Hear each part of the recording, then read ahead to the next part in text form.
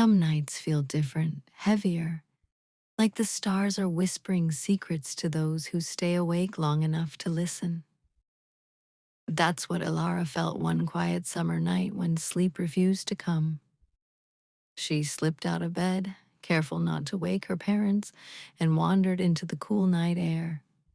The town square was deserted, lit only by the silver glow of the moon. She was about to turn back home when she noticed something strange. An alleyway, one she swore had never been there before, stretched between the bakery and the old post office. At the end of it stood a door, not just any door. It shimmered like a pool of water, reflecting stars that weren't even in the sky. Above it hung a crooked sign, the Midnight Library, open 12 a.m. to 1 a.m. Her heart pounding with excitement and fear, Elara pushed the door open.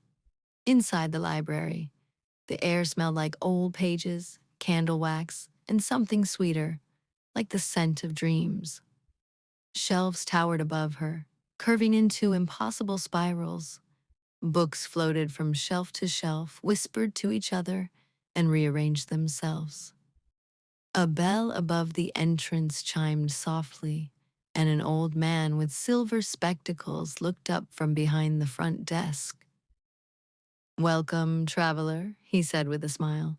"In this library, you may borrow one story. No more, no less." Elara's voice barely rose to a whisper. "Stories? From where?" The old man chuckled. "Not from where, my dear. From when?" Searching for the right book, Elara wandered through the aisles, her footsteps silent on the velvet carpet. Some books vibrated with energy, others sat still, almost asleep. One book caught her eye. Its cover was simple, stitched in midnight blue cloth. The title gleamed in silver, Elara, The Adventures Yet to Come. Hands trembling, she opened it, and suddenly the room spun. Images filled her mind, sailing on glittering seas, standing atop snowy peaks, laughing with friends she hadn't yet met, saving a wounded bird, writing a story that would one day touch thousands of hearts. Tears prickled in her eyes. The future was so much bigger, so much brighter than she had ever dared to imagine. The library begins to fade. A distant clock began to chime. 1, 2, 3. The shelves around her shimmered, their edges blurring like a waking dream. The old man appeared beside her, his voice gentle. "Remember, Elara, these are possibilities, not promises. The real magic lies in the choices you make." Before she could ask more, the library began to dissolve into stardust.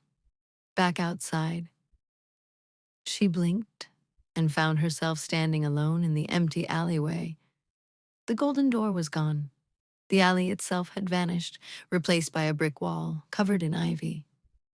In her hands, the little blue book remained. But when she opened it again, every page was blank. At first, her heart sank, but then she understood. The future wasn't something you borrowed.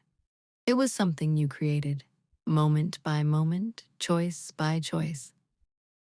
And for the first time, Elara couldn't wait to write her own story.